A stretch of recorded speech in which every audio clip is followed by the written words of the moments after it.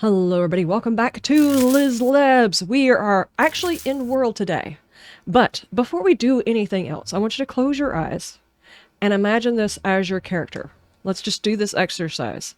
Whenever your character first walks in, according to the note, you have wronged the Duke, according to your first piece of paper. You owed them money, you did not pay it back, and they have knocked you out, you have amnesia, and you are now naked sitting in the middle of a meadow. This is your character. Close your eyes. Come on, close your eyes. Play along with me for a second. This is silly, I know. You can feel the wind on your skin. All of your skin. The only thing you're wearing is your underwear. You feel the grass underneath your feet because you're not wearing any shoes. You can feel the grass slowly tickling the sides of your legs because the place that you're standing has not been mowed in a long time. You can feel the heat. You can feel the sun actually caressing your face a little bit. When you take a deep breath, there is the smell of a couple of different flowers, the buzzing of bees, a slight smell of decay. Just a little bit. And when you're listening, you're not hearing a whole bunch. Wind through the trees, wind through the grass, and out in the distance you're hearing the howling of a wolf, way out in the distance, very low. There's a slight, I don't know, it's like a growl coming from, I don't know, somewhere off to the right a little bit and forward. And it's human-ish. It's not a creature, it's something other than that. Now open your eyes. And what you see in front of you is just a meadow. Just random grass, the place you do not recognize. And there are trees. There are the flowers that you smelt earlier, but you do not recognize this place at all. There is someone lingering underneath a tree, just standing there. Barely moving, occasionally twitching. And you look around and there's a town next to you. Off through the trees and to the left. And there's an open sign. Now you're in 7 days. So, now, in 7 days, aside from all of these cool little features that you just felt right there, there's a lot of stuff on this beginning page right now. There's the information up there about where you're located, there's some challenges over there, there's the health bar and stuff over there, and your tool belt over here. So, let's take a look at all of those things. First things first, we've got our tutorial challenges, which is basically the tutorial itself on how to play the game, and it is very extensive now. So whenever you're ready to, after looking around and smelling the flowers or whatever, you're interested in trying to learn how to play the game, it's time to open up this window with Y. Down here is what is considered your tool belt. Up on this top one right here is going to be a small little line that fills up. That is your experience. Green bar is your food. Over here is your water. Over here is your stamina. And right here is your health. And right above this is going to be all of your status effects. This is where they're going to show up. Right now we've got a coat on according to the status effect, and we'll check out the status effects in just a second. And then up at the top of the page, because I can't really actually look at it, is your navigation bar, north, south, east, and west, the day that you're on, and the time. Now, that day, 1, is kind of important because this is 7 days to die, and unless you've changed anything inside your settings, or the server that you're playing in hasn't changed any of your settings, on day 7, you will have a horde. At 8 o'clock a.m., that number will turn red on the 7th day, and you know that is a blood moon. That night at 2200, the bad guys will show up. And they will know where you are, no matter where you're hiding, how many layers between you and them there are, how many layers up you are from them, or whether or not you're underground. They know where you are. You can't hide from them. So, this is where you're at on day 1. Let's just take a look and take in our scenery. Unless some sort of feature has been changed in your server, or in your playthrough, you will always spawn in the pine forest. It looks like that's probably a trader over there. Looks like a random house over here. Now, this is how we set up. What are some of the things we can do at this very beginning? Well, we can go ahead and do the tutorial stuff. And I'll show you a little bit of the tutorial, but I'm not going to guide you all the way through it. Just let you know that it's there. I'm here more to tell you what this interface is, how the UI works, and where to find information when you're looking for it. From this page, there's a couple of things we can do. First off, I'm going to go ahead and tell you guys how to get into the debug menu, just because in case there is an actual bug that you need to report with your game, you need to be able to find out where the information is at. On my keyboard. Now, obviously, I don't know on console exactly where to find these things, but I'm pretty sure on some of the consoles where you can attach a keyboard and a mouse, you can also do these things. But let me know down in the comment section if this is not a feature that they also include in the console version. It might be there later on. What I'm going to hit is F1, and it opens up this, which is called the console. We can open our logs folder, which is going to show us everything we need for the game. If there is a bug with it, typically they ask you to open your logs folder and send them a copy of it so that they could see what's in the log. From here, we could type in commands, like we could set the time, we could set the weather, we can turn it on and off of debug menu, we could put it in creative mode, all that kind of stuff inside this console. And I'm not going to tell you a whole bunch of stuff on how to utilize this, because you can potentially mess up your game playing around in this. This is specifically for if you're playing a game and you know that there's a bug. This is a brand new version, so in case you need to find it, if you're trying to make a report and they say, I need my logs folder, that's where you'll find it. And here you can type in your stuff, and you press enter and it does whatever the command is. Obviously, only mess around in here if you need to know something or you need to use this. And you could type in help to see all of these things. All of these commands that are in there, plus there is a wiki out there that exists for the console commands and all the stuff. There's plenty of tutorials out there, and I will likely do another tutorial on that, but I'm not doing console information right now for this video. That was just specifically so you know where it's at. Next thing we're going to do is we're going to hit our tab, and that's going to bring up this crafting menu. Well, basically, it's not even just the crafting menu. It's basically this interface right here that we're looking at, and each one of these tabs does something. There's your character, your map, your skills, your quests, your challenges, and then your player menu. And if you are in creative mode, or if you turn creative mode on, a little light bulb will show up right here, and that's where it will show up at. So if we're in our crafting menu, this is all the stuff we're crafting in our backpack, as it were. The amount of stuff that you could craft in your backpack is very, very limited. In order to craft more items, you have to open up the workbench. We'll get into that in just a minute on how you open up the workbench. You have different tabs that will isolate all of the stuff and things that you can make inside your backpack. And it tells you over here what you need in order for you to make it. Say, for instance, I want to make a bandage. I need 10 cloth. The one on the right is how many you need for crafting. The one on the left is how much you currently have inside your backpack. You can craft, track. Track puts it over here for you to actually see what it is you're tracking. Say you're trying to craft something that requires more than one material, and you got to keep track of how many is in my backpack and how many do I need for this particular recipe. Say I want to make a stone axe. Track that. It can only track one at a time. And if you want to turn this off, you have to go back and untrack it again. And some previous challenge or whatever will show up in that spot instead. But say we're tracking that one. And we need to find a couple of stones. And you can also see down there in the bottom, if you can see where my mouse is, down here where my hand is, it also shows up down here, the things that you picked up. Here we go. We've got those two. Now I've got 2 of 2. If I pick up another one, and on the bottom right it says +1 of 3 down there where I was showing you just a second ago. That means there's 3 in my backpack, so that was an additional one. So that tells you how many you already had inside your backpack to start with. Now it's 1 of 4, 2 of 4.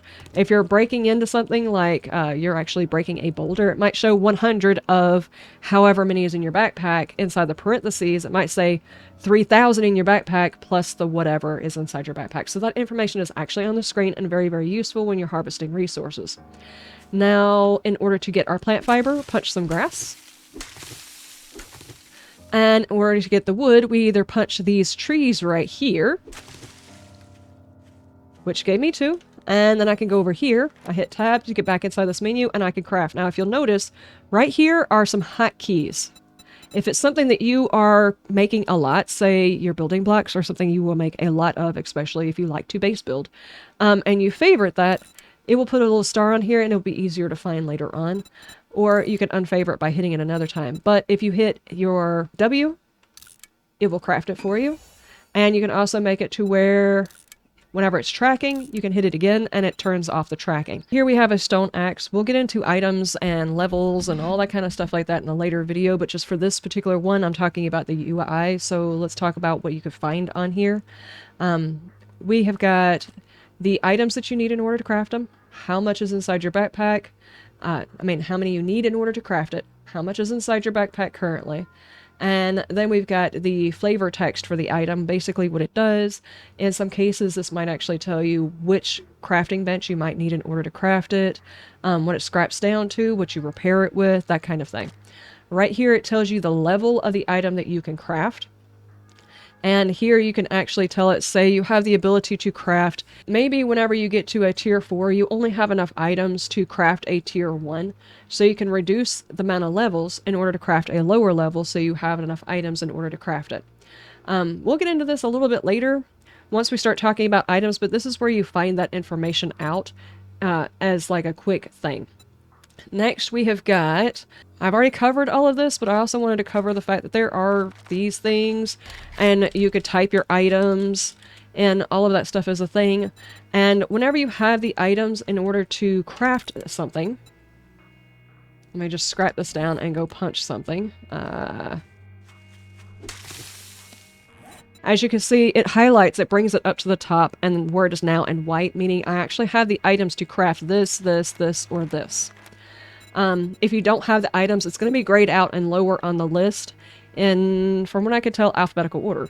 The next thing that we're going to cover is, first off, if you're ever wanting to know how to operate these areas, like the left click, what it does, the right click, what it does, the taking all things from an inventory, and you need a quick reference, all that stuff is listed here. For a long time, this reference was not here. It didn't tell you what shift click did, like taking this and you could drop it out, or you could hit, if you do this and you hit D, it just drops it out of your inventory. Before, you couldn't learn all of that from looking over here. Now this stuff is listed.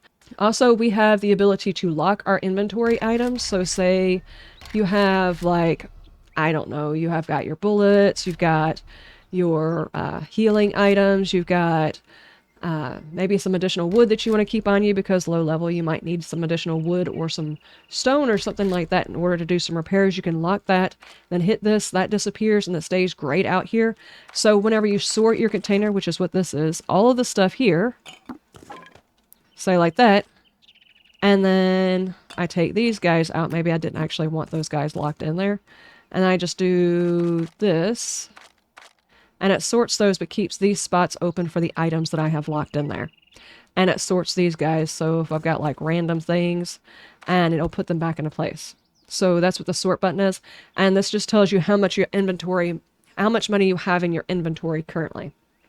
Next, your player character. This is a model of your character right here, and it will show the full suit. Obviously, your suit, chest armor, gloves will show up down here, and if you want to repair them, you have to take them off, drag them into your inventory, and open them up. I'll show them in a minute, and repair them.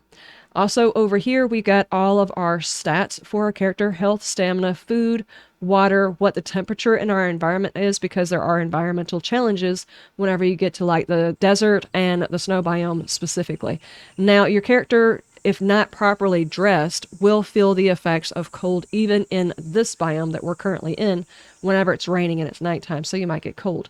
How many zombie kills you have, how many player kills you have, and how many times you've died.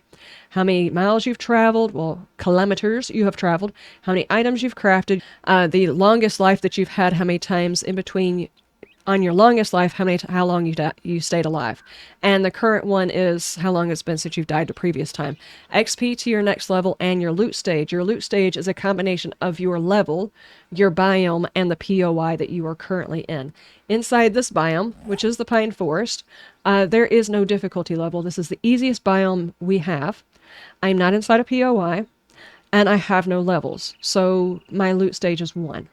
You can see up here, right here, it says Pine Forest, and whenever there's a difficulty thing, they will show up here as skulls, and I will show them in just a minute on how those change. But let's go ahead and check the rest of this menu. Your max health reduction and max stamina reduction. This has to do with whether or not you have any injuries and whether or not they are reducing your health or your stamina bar. If you have, say, an infection, it will reduce your max stamina. If you have, say, an abrasion, it will reduce your max health, which will show up here because it will gray the bar out. Your armor rating has to do with how much percentage off of damage that your character will take from having certain armor. If you've got 90% damage armor rating, you take a 90% damage reduction. Explosion resistance, same thing. There's not a whole lot of things that give you explosion resistance, but there are some, and they are useful, say, whenever you're dealing with demos or you're actually throwing explosives. That's important. The armor critical resist. If you have 100% critical resist, you should not be able to be critically hit, as in they should not be able to, say, give you a concussion or an abrasion or something like that. I will say even at 100%, it's still probably going to happen though. I say even at 100%, it still will happen eventually, especially if you allow yourself to get damaged pretty badly. Your stamina per second and your healing per second. The stamina per second has to do with how much stamina your character uses to do a specific item. And a lot of things that can influence this are first your stats and your skills that you have in, and also your armor. So pay attention to armor. Your healing per second. Well, whenever you get damaged, there is a perk that allows you to heal over time by costing you food. If you don't have very much food, I would recommend not taking that perk until you have the ability to get regular food. But whenever you have this, it will actually show per second. Right now, I have no help whatsoever. Eventually, I might recover a hit point. Eventually.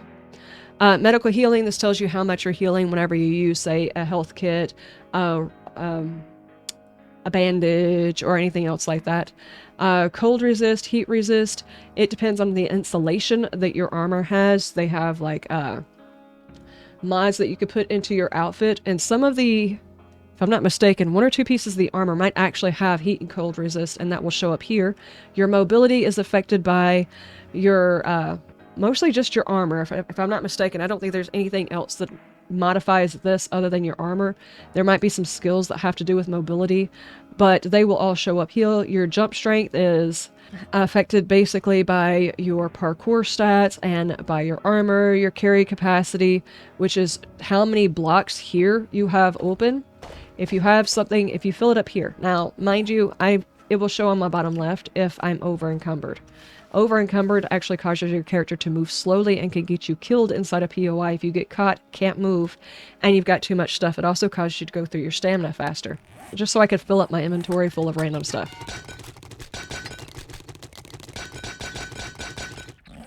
As you can see, I'm over encumbered by 4. But what's this? I have room inside of my tool belt.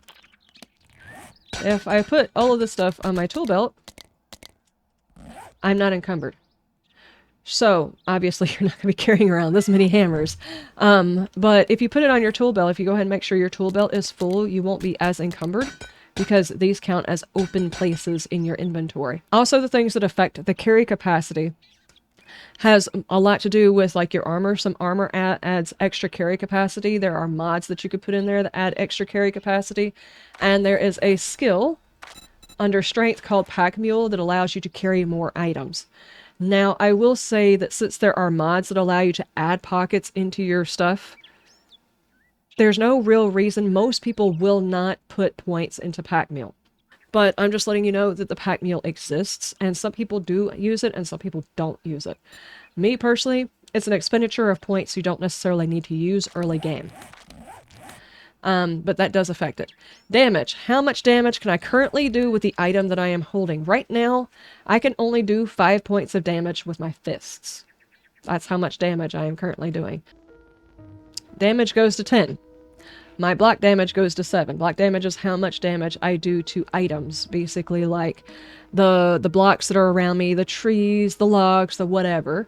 That's where that is. But I can do 5 points of damage with my fist, or I can do 10 points of damage with my torch right here. Plus, the torch has a tendency to catch things on fire. So, as a beginning tool before you do anything else, at least the torch is something. And this is also going to affect how much stamina you are using. Rounds per minute with whatever current item it is that you are using, whether it's a gun or whatever, how much rounds can it use per minute. And then attacks per minute, I can do 50 attacks per minute with this particular weapon. All of those guys are very...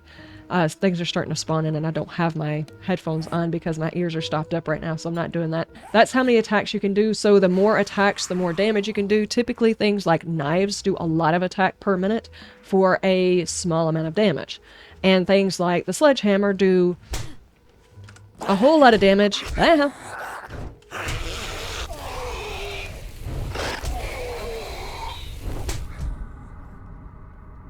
Alright, you can actually see a status effect. Hang on, we'll talk about that and where to find it.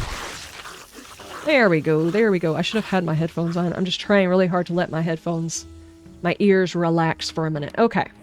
Right now we have a status effect, and you actually see this in the character screen itself, which is basically these things that I was going through already, so this is pretty cool. Down here on your bottom left is all of your status effects. They will show up with their own little icon, usually either like a percentage or a timer on there of some sort. We have the XP penalty protection. There is no XP penalty on death. This protection will decrease and disappear at level 6, so think ahead. So if at the beginning part of the game you die, you will not lose your experience. Your little experience bar, which is this purple bar down here at the bottom. You can see I've got a tiny, tiny little bit of experience from having crafted something and killed something. So that's where that shows up. This is a mild infection. You have a mild infection. It will get worse until treated by antibiotics. Getting hit by zombies or animals will make the infection worse faster. The infection will get bad over time by itself. The more you get hit, the more it will damage you. Once it gets to 25%, it will have an immediate effect on your stamina. This symbol will also change to red as the infection gets really, really bad, so definitely pay attention to that. And the way to get to the status effect fixed is by doing whatever it is that needs to be done in order to fix it. In this case, with the infection, it would be an antibiotic, a herbal antibiotic, or honey, which you can find in-world by knocking down tree stumps. So that's one way to get rid of those. If it's an abrasion, you have to heal up or use a bandage of some sort in order to treat it, and it will go down over time. If it's like a broken leg, you have to use either a cast or a splint, and if it's a sprain, you just have to wait out the time, sadly. And that's how those guys work. So that's done. Next, we have the map. And on this map, we have got the tracking of a waypoint, so you can actually put waypoints over here and track them. Say, for some reason, I just wanted to, I don't know, here. Let's just start here. Say I wanted to track this waypoint. It will make it yellow, and it will actually show up on my compass that is up there. As you can see, it turns yellow whenever you're tracking it. And then we have show on map. Say this is... we're way over here, and we want to click on this and hit on this, and it will actually show it to us on the map. We can also remove the waypoint whenever we're done with it, and we can also share that waypoint. Say, no, not that one. Make this waypoint here. And I wanted to share this waypoint with all of my allies or everyone on there, and it will show up down here for the other people in my team or everyone on the map. And you can save it to your own list, so it will show up here. You can center it on there the same way you could center yours to look at them on the map. Say they send you the location of a trader and you want to save it and then find out where it is on your map. And then you can delete it, or you can also report it. Now, I'm not sure exactly what the reporting of it will do other than notify whoever is admin of this particular thing. Maybe it's inappropriate of something. Maybe someone, I don't know, pinpointed a build that is just boobs and inappropriate builds of some sort. I don't know. If you right click on your map, you can do a quick waypoint, which shows up as this red thing right here. And you could turn that off using this button right here. You can also right click and save a waypoint, pick one of these things, and type in your marker right there. You can also click on it, so it's hidden on your compass. So you can't see it on my compass right now, but whenever I go to my map, it is still here. So say I wanted to blur those things out. Now neither one of those are on my compass. Your compass can get a little bit full, and if you're not worried about, like, say you go to a brand new town and you're marking your vending machines. We'll get to vending machines later on. But say you're going in and marking your vending machines, but I don't want to see all of the vending machines. Maybe I just want to go through and I only want to see, say, okay, save waypoint, food. And we've got one over here that is for drinks. Okay, say I'm in the market for, I want to go into my map and highlight all the ones that have got my drinks. So I can run around to all my drink machines because I'm out of water. You could turn off your other ones and turn on your drink ones and only see those specific ones on your HUD so you can go find it. I will do this really quick because we are talking about them, but this is not something you're going to need to be very... You don't need it for the beginning part of the game, but I'm going to go ahead and show it here because it has to do with the map section of it. We're going to go back to this particular thing. I'm going to type in DM, which is the debug menu. I hit F1 and then typed in DM and hit enter. Now we're in debug menu. When you go to the map, there's a brand new button here. And the reason I wanted to do this is maybe at some point this is actually going to be very important for you in a server or a particular playthrough. And it creates another button on your UI. If you turn this on, it takes away the fog of war so that you can actually see the map around you. I just developed a tiny little map here.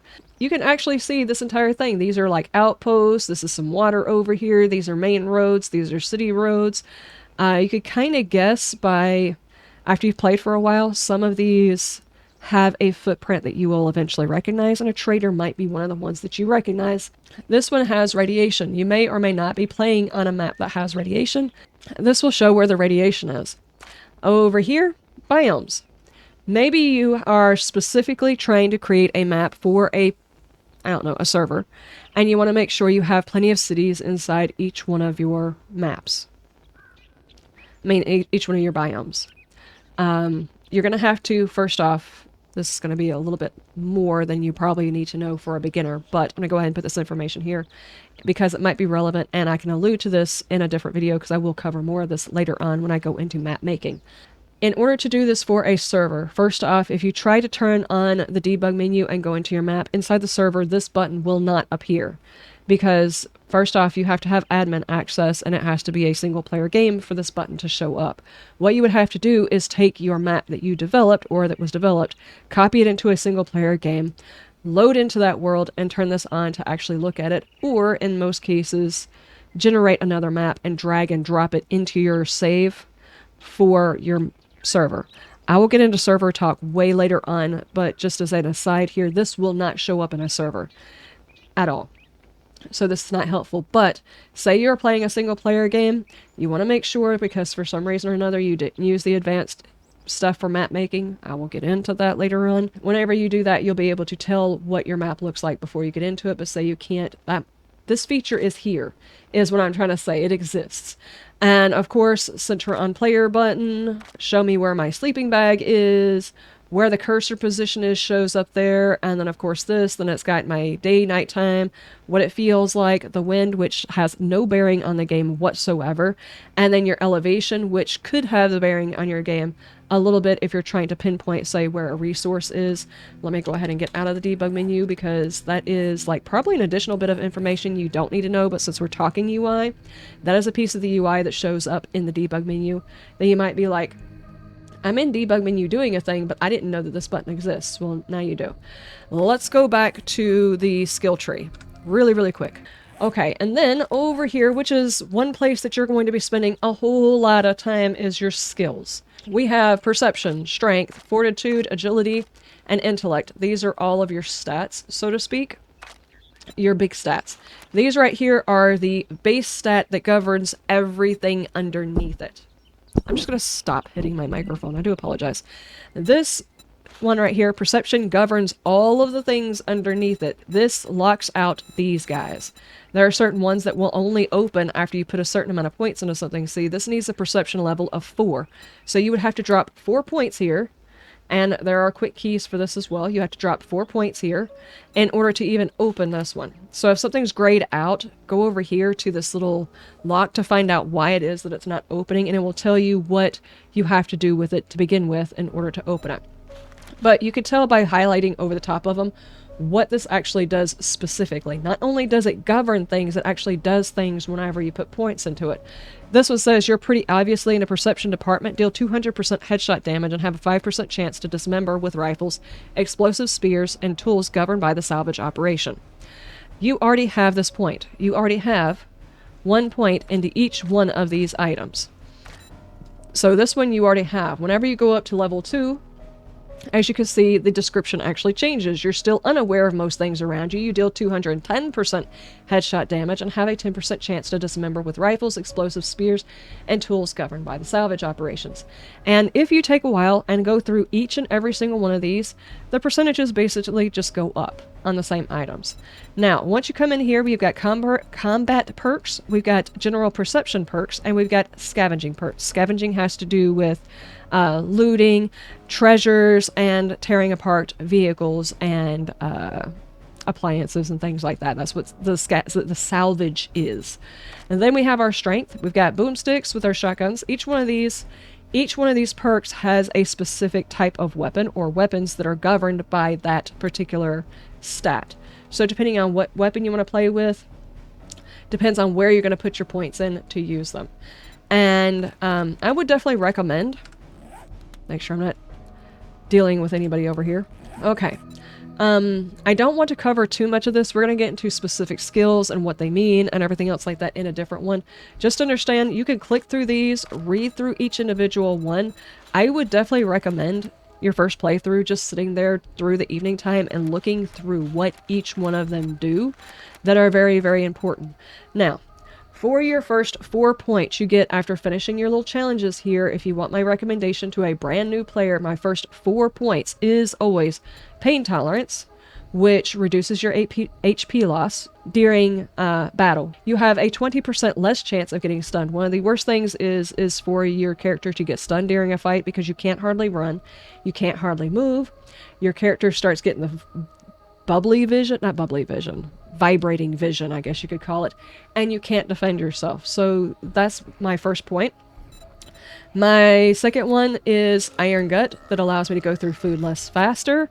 Cardio is my next one, and that one is just for stamina regen. You definitely need stamina. You definitely need to be able to move very, very fast. And then my next one nowadays goes into Advanced Engineering because it allows me to get my workbenches faster.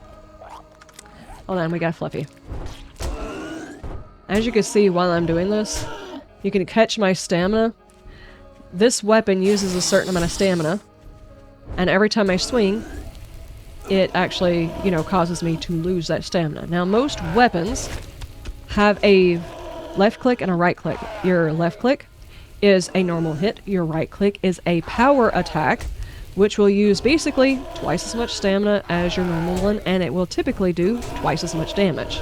Come on, Fluffy, we're doing tutorials here. Your point total is showing up right here.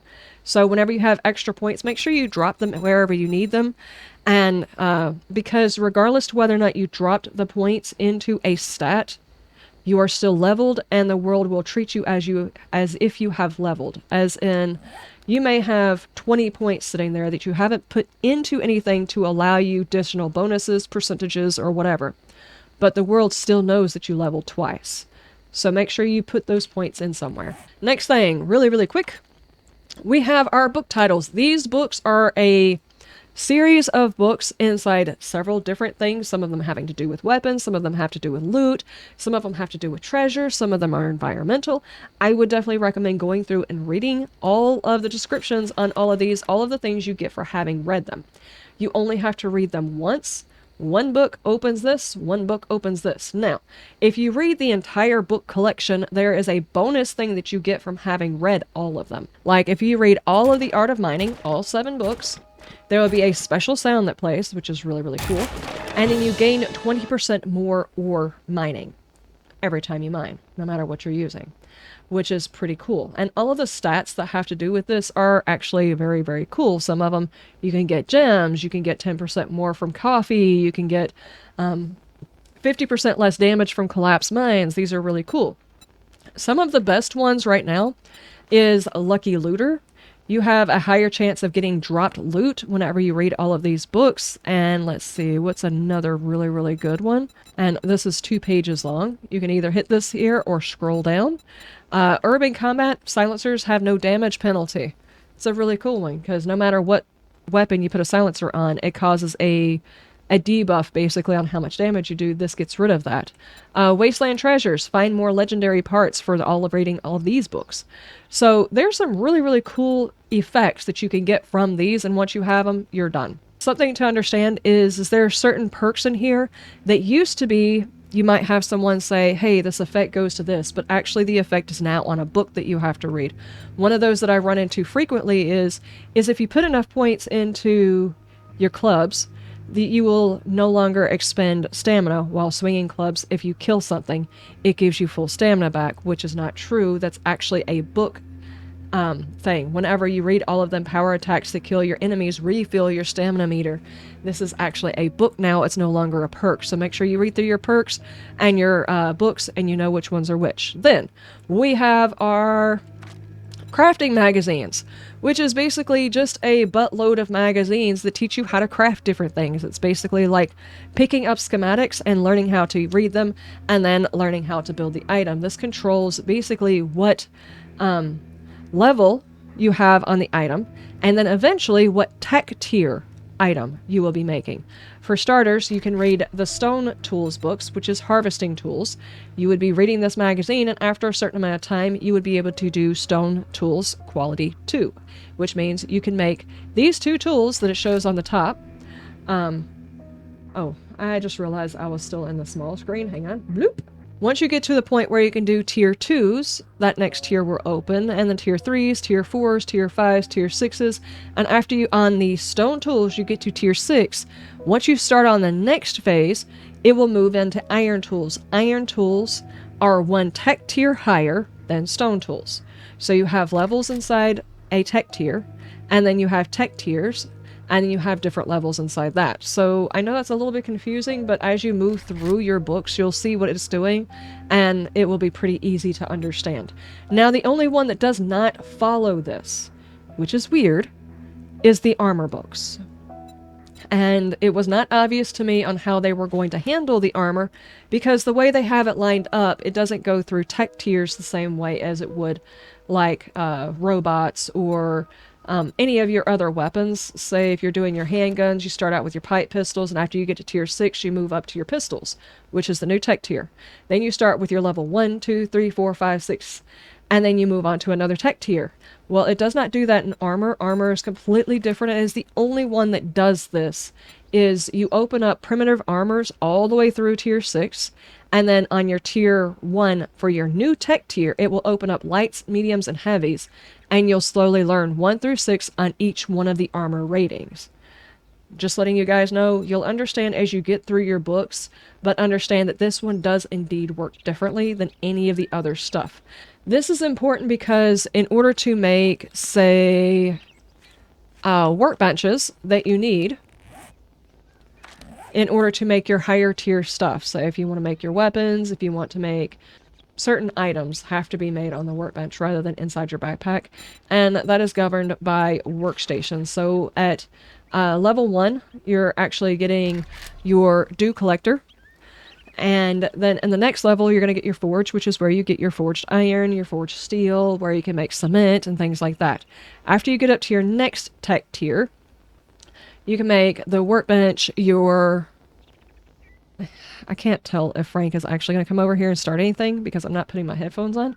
But then in the next ones, as you progress through this next tech tier, you get your workbench, your lockpicks, your bellows, and then your anvil. And you will learn these as you're inside that tech tier. And then the next one will teach you just the cement mixer. And the next one will just teach you the chemistry station. And the next one will just teach you the crucible. The crucible is necessary in order to make steel.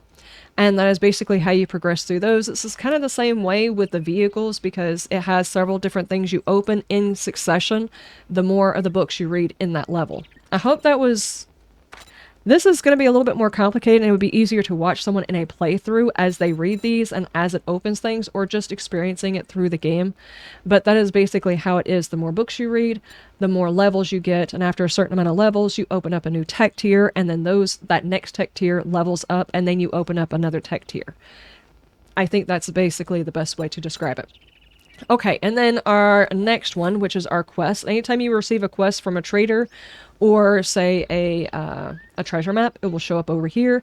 And you can toggle active, which means if you pick up a quest but you're not currently doing that one, you could turn it off so it doesn't show up on the HUD as a yellow icon, and put the icon in your vision, because whenever you have a mission, it's actually going to show it in world to you as you get closer to it.